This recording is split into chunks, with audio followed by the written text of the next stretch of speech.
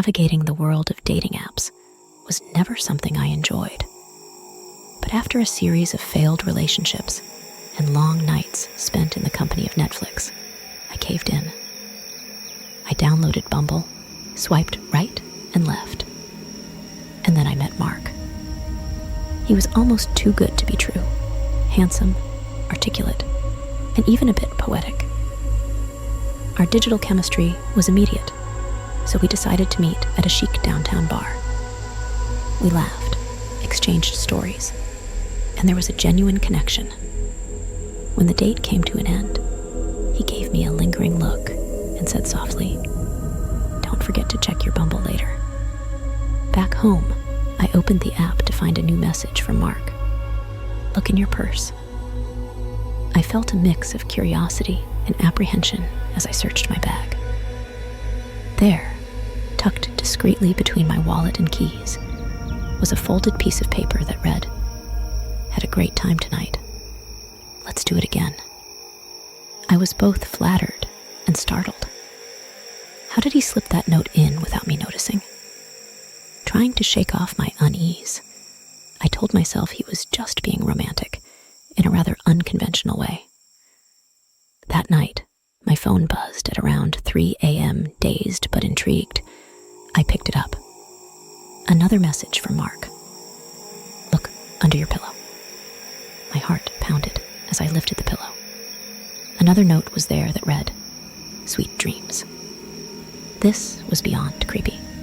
I was alone in my apartment, and I'd always been cautious about security. Alarmed, I messaged Mark, "This isn't funny anymore." His reply was immediate. "Who says I'm trying to be funny?"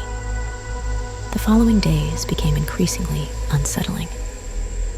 My apartment started to feel foreign, violated. Framed photos from my walls disappeared, only to resurface in my Bumble inbox with a chilling message. "Do you miss these?" I had enough. I filed a police report, but without concrete proof or leads. They could do little more than file it away as a strange case. I decided to stay at my friend Sarah's house for a few days, thinking that a change of environment would cut this eerie cord connecting me to Mark. Just as I started to unwind, another Bumble message came through. "Look behind you." My heart sank. I was sitting against the wall on Sarah's couch, seemingly safe. Shivering with dread, I turned around.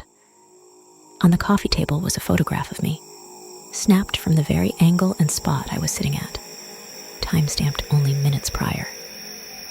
My life now is a fortress of paranoia.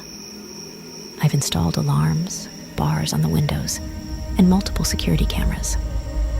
My phone's location sharing is perpetually on, linked to the devices of close friends and family members.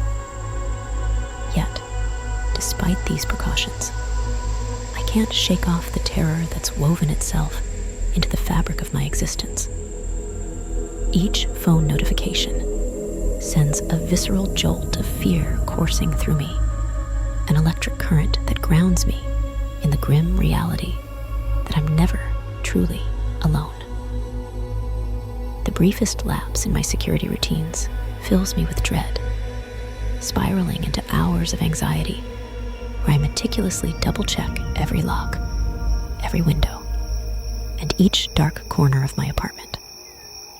I've stopped dating altogether.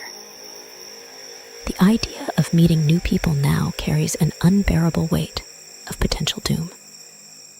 I avoid social gatherings and seldom leave my fortified home, perpetually haunted by the prospect of crossing paths with Mark, or whoever he is, again. My trust in people, in technology, in the simple act of living freely, has shattered into irreparable fragments. I've become a prisoner to my own vigilance. Going to the grocery store feels like tiptoeing through a minefield. Casual conversations with strangers are punctuated by the lurking question, "What if it's you?" My friendships have suffered. I'm constantly on edge, often lost in my thoughts, perpetually distracted by the looming presence of this faceless terror. Even in the sanctuary of my secured home, I still feel his eyes on me. A gaze I can't locate, but can always feel, piercing through the walls, through the security feeds, invading the sacred confines of my personal space. My nights are sleepless marathons of anxiety, punctuated by nightmarish visions, where every shadow morphs into him.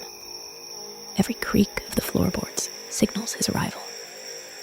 Every gust of wind whispers his insidious messages.